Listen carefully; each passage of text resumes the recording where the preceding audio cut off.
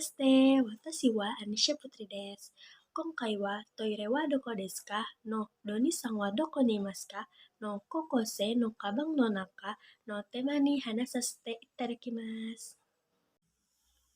Oke, langsung saja untuk materi pertama yang akan saya paparkan yaitu berjudul Toire wa doko desu ka? Pada materi ini berisi mengenai ruangan-ruangan yang ada di sekolah serta letak keberadaan suatu tempat. Nah, untuk yang pertama, saya akan paparkan mengenai kosakata ruangan sekolah. Untuk gambar pertama yaitu ruangan kepala sekolah. Ruangan kepala sekolah dalam bahasa Jepang yaitu kochoshitsu. Lalu untuk gambar yang kedua yaitu ruang guru. Ruang guru dalam bahasa Jepang yaitu shokuinshitsu. Dan gambar yang ketiga yaitu ruang kelas. Ruang kelas dalam bahasa Jepang yaitu kyoshitsu. Selanjutnya ada ruang tata usaha. Ruang tata usaha dalam bahasa Jepang yaitu jimushitsu. Lalu ada perpustakaan. Perpustakaan dalam bahasa Jepang yaitu tososhitsu.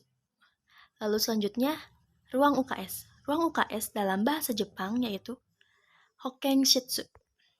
Selanjutnya ada toilet.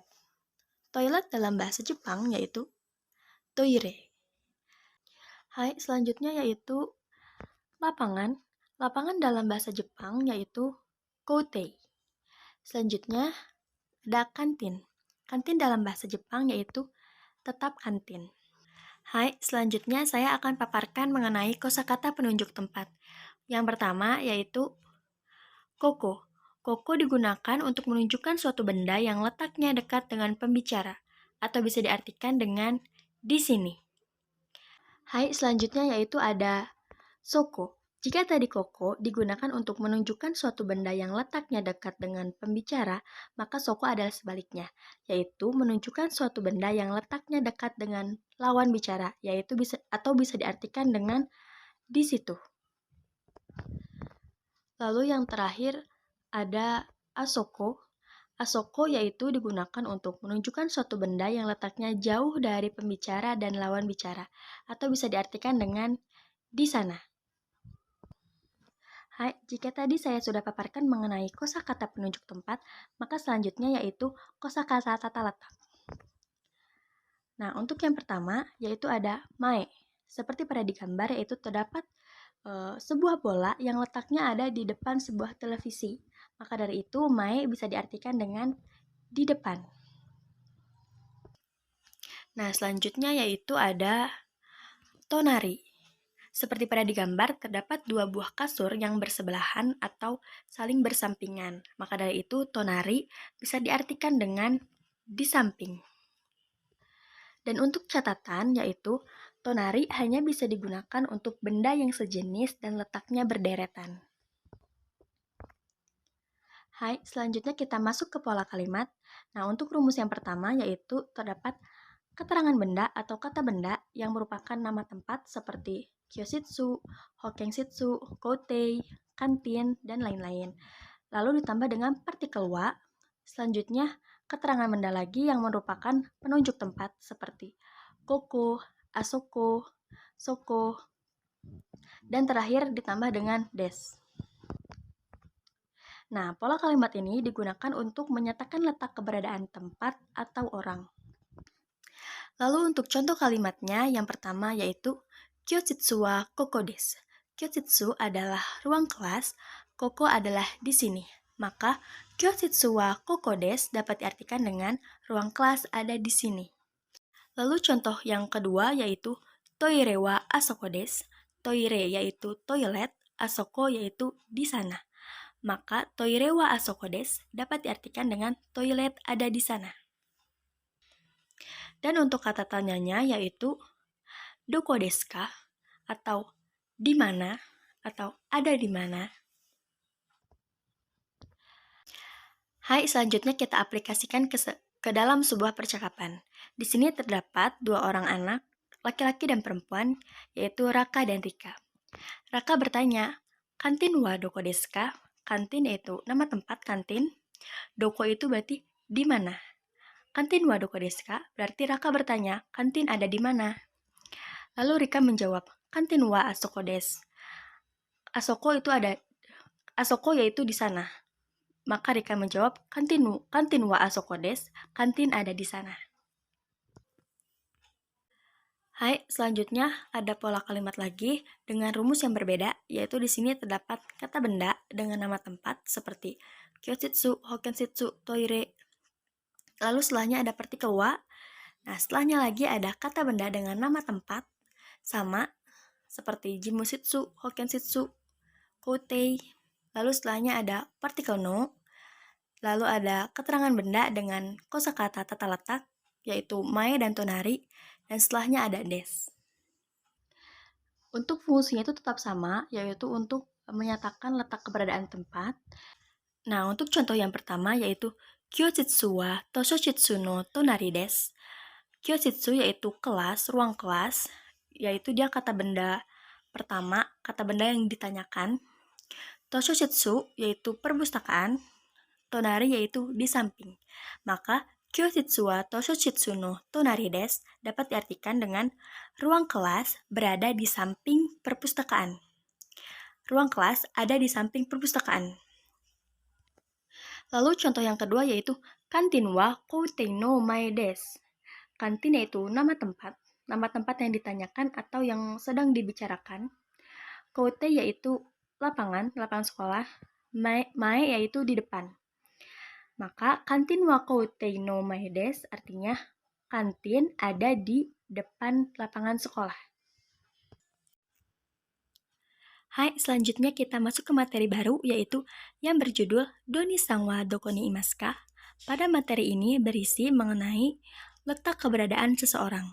Yang pertama, saya akan paparkan terlebih dahulu kosakata tata letaknya. Hai, yang pertama yaitu ushiro. Bisa dilihat pada gambar, terdapat dua orang siswa yaitu Doni dan Ade. Dan yang perlu diperhatikan yaitu tanda panahnya menunjuk pada Ade. Dan posisi Ade berada di belakang Doni. Maka ushiro artinya adalah di belakang. Selanjutnya yaitu mae. Masih gambar yang sama, ada Doni dan Ade, namun yang perlu diperhatikan yaitu tanda panahnya. Sekarang tanda panahnya menunjuk kepada Doni, dan posisi Doni berada di depan Ade. Maka mae artinya adalah di depan. Hai, selanjutnya yaitu tonari. Bisa dilihat pada gambar, ini posisi duduknya yaitu depan, belakang, dan bersampingan. Dan perhatikan tanda panahnya menuju kepada Rina dan Ira. Rina dan Ira duduk secara bersebelahan atau bersampingan. Maka tonari artinya adalah di samping. Rina di samping Ira dan Ira di samping Rina. Hai, selanjutnya masuk ke dalam pola kalimat. Pola kalimat yang pertama yaitu kata benda, orang seperti Ade-sang, Doni-sang, sensei. Lalu selanjutnya terdapat partikel wa dan kata benda tempat seperti kyoshitsu, hokenshitsu, koutei, toire, dan lain sebagainya. Lalu ada niimas. Nah, pola kalimat ini digunakan untuk menyatakan tempat keberadaan seseorang. Dan perlu diingat, imas yaitu kata yang digunakan ketika objeknya adalah benda hidup, dan arimas adalah kata yang digunakan ketika objeknya adalah benda mati. Hai, untuk contoh kalimatnya, yang pertama yaitu Raka-sang wa kyoshitsu ni imasu. Raka-sang yaitu orang, nama orang. Kyoshitsu yaitu ruang kelas. Raka-sang wa kyoshitsu ni imasu. Raka ada di kelas atau Raka ada di ruang kelas. Lalu contoh selanjutnya yaitu Rika-sang wa kantin ni imasu. Rika-sang yaitu nama orang. Kantin yaitu nama tempat, kantin. Rika-sang wa kantin ni imasu. Rika ada di kantin. Untuk kata tanyanya yaitu doko ni imasu ka? Ada di mana? Seperti itu. Hai, kita aplikasikan ke dalam sebuah percakapan. Di sini terdapat Raka dan Rika. Raka bertanya, Andi-sang wa doko ni imasu ka? Andi-sang itu adalah orang atau nama orang. Doko itu di mana? Andi sang wa doko ni imasu ka? Raka bertanya, Andi ada di mana? Rika menjawab, Andi sang wa toshoshitsu ni imasu. Andi sang itu tadi nama orangnya. Toshoshitsu yaitu perpustakaan. Andi sang wa toshoshitsu ni imasu. Maka Rika menjawab, Andi ada di perpustakaan. Hai, selanjutnya terdapat pola kalimat lagi dengan rumus yang berbeda. Di sini ada kata benda orang, lalu setelahnya ada partikel wa, dan setelahnya lagi ada kata benda orang atau tempat, lalu ada partikel no, lalu ada kata benda posisi, kosakata posisi seperti ushiro, mae, tonari, lalu setelahnya ada niimasu. Untuk fungsinya sama, yaitu untuk menyatakan letak keberadaan seseorang. Untuk contoh yang pertama yaitu rakasang wa andi sang no ushiro ni imasu. Rakasang yaitu kata benda pertama yang ditanyakan atau yang sedang dibicarakan. Andi sang yaitu kata benda orang. Ushiro yaitu di belakang. Maka rakasang wa andi sang no ushiro ni imasu artinya Raka ada di belakang Andi. Hai, untuk contoh yang kedua yaitu Rika sang wa toire no mae ni imasu. Rika sang yaitu kata benda pertama, yaitu kata benda orang yang ditanyakan atau yang sedang dibicarakan. Toire yaitu kata benda tempat, artinya toilet. Mae yaitu kata benda posisi atau tata letak, artinya di depan. Maka Rika sang wa toire no mae ni imasu. Rika ada di depan toilet.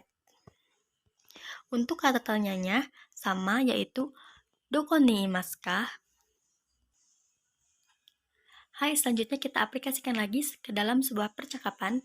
Di sini masih ada Raka dan Rika. Raka bertanya, Andi sang wa doko ni imasu ka? Artinya sama seperti yang tadi, Andi ada di mana? Maka Rika menjawab, Andi sang wa toukei no ushiro ni imasu. Andi sang yaitu kata benda orang yang ditanyakan. Toke yaitu lapangan sekolah. Ushiro yaitu di belakang. Maka Andi sang wa toukei no ushiro ni imasu. Rika menjawab, Andi ada di belakang lapangan sekolah. Hai, selanjutnya kita akan masuk ke dalam judul baru, yaitu isi di dalam tas siswa SMA. Pada materi kali ini, saya akan memberikan informasi mengenai apa saja yang ada di dalam tas siswa SMA di Jepang. Di Jepang, itu ada sekolah yang mengharuskan siswa serta siswinya menggunakan seragam serta tas sekolah yang sama. Kurang lebih, untuk tas yang digunakan siswa SMA di Jepang itu seperti ini. Ada jinjingannya seperti itu. Hai, selanjutnya saya akan paparkan mengenai apa saja yang biasanya dibawa oleh siswa laki-laki di Jepang. Nah, untuk tasnya itu seperti itu ya, salah satu contohnya.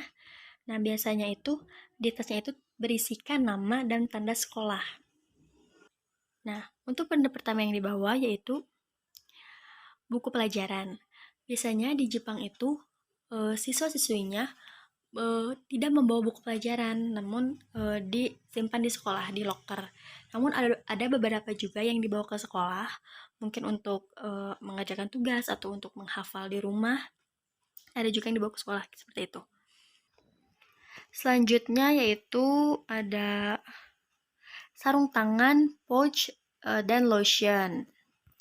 Lalu ada catatan dan file.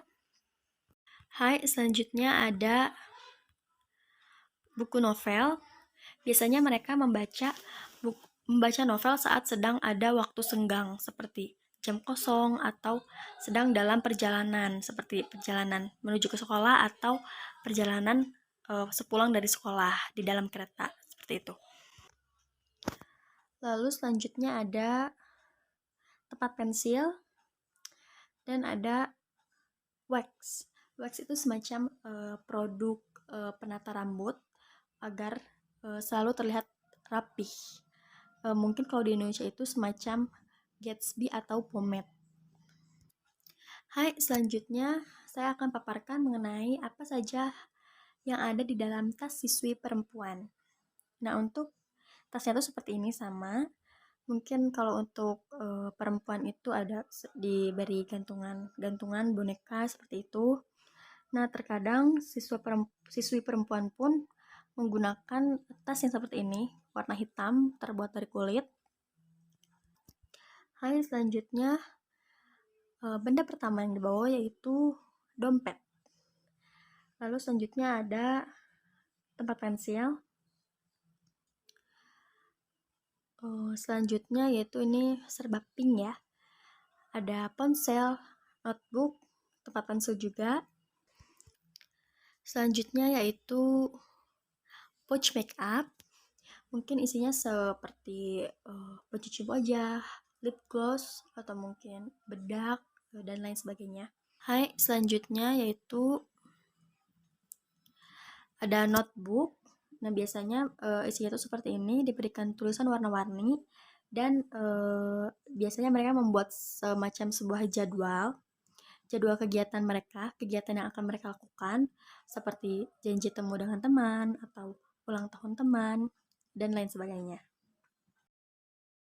これからは以上です。どうもありがとうございます。